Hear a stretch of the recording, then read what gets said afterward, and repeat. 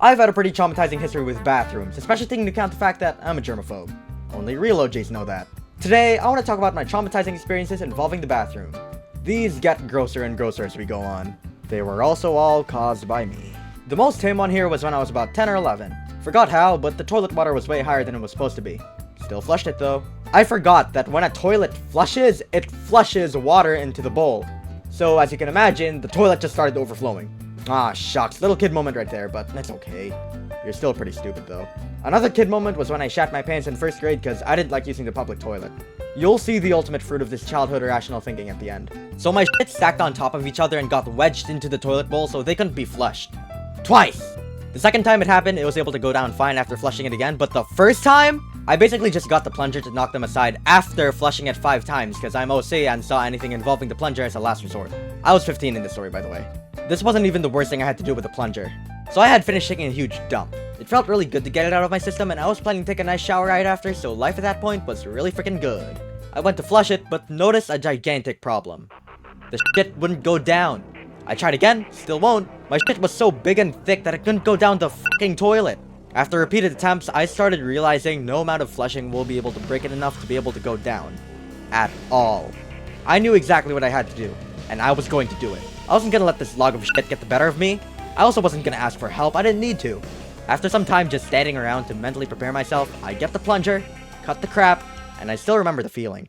It really was solid. I had to use the plunger like a pizza cutter. I explicitly remember how dirty the plunger was afterwards. I took a long and diligent shower after that. Next incident is what I call the Manila atomic bomb, taking from what my uncle said after what happened. I think I was about 14, and me and my family were staying in Manila for vacation, and we all shared one room. I needed to take a dump, so I went into our shared bathroom. Now, I don't exactly remember the experience itself anymore, but I sure as heck remember the aftermath. I don't know if it was something I ate, but let's just say my bowels had a royal flush. In other words, it was like a diarrhea-level planet-sized poop.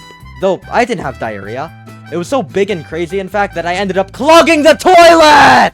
Like I said, this was a shared room, so of course we didn't own it.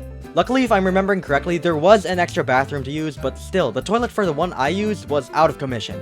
Insanely enough, my mom actually brought it upon herself to fix it for the staff because she was worried about what they would think of us, and of course, because it was one of our bathrooms. She did end up getting it fixed, thank God. I also didn't get scolded or anything because how the heck was I supposed to control or know what would happen? Okay, now this last incident was the worst by far. Remember when I mentioned how irrational my thinking was back in my childhood? Yeah. This was a key incident and literally teaching me how to think critically. It was 5th grade, so 10 or 11 years old, and I was having online class. We were going to have a finals exam, and the teacher said specifically that leaving would mean an automatic fail. I took this very seriously, being the little academic overachiever I was building myself up to be.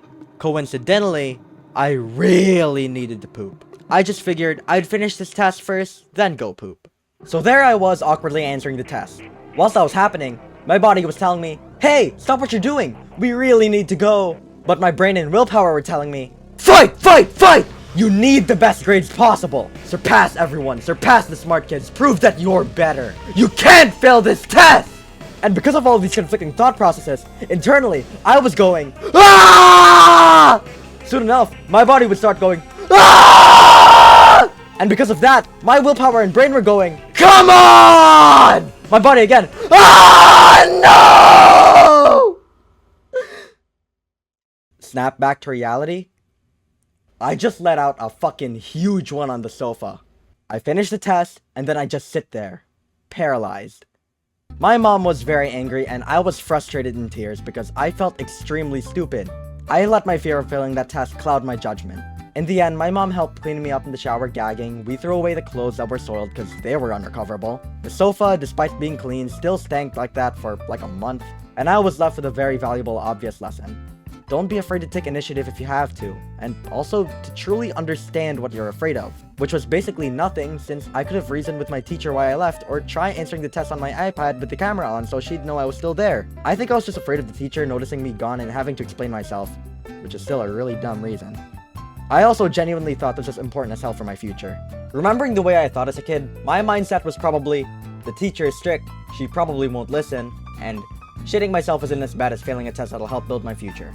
The latter is a very agreeable sentiment for many, I'm sure, but for me, at this moment, was a very flawed way of thinking because I could have totally been able to get the best of both worlds in this situation. Not go all or nothing. I still don't regret a thing from this experience though. You do indeed learn from the harshest lessons, and this unforgettable experience reminds me to think independently and take things into my own hands. Thank you all so much for watching. I've got a really big video coming up after this one, probably my biggest one yet. It'll be, I think, the most reflective and I'm hoping the most emotional video so far. And I'm anticipating it to be the most well-made and produced. It'll probably take me more than a month, but I really want to see it through. Thank you all so much for watching. I'm sorry this video took so long. I'll see you then. Bye.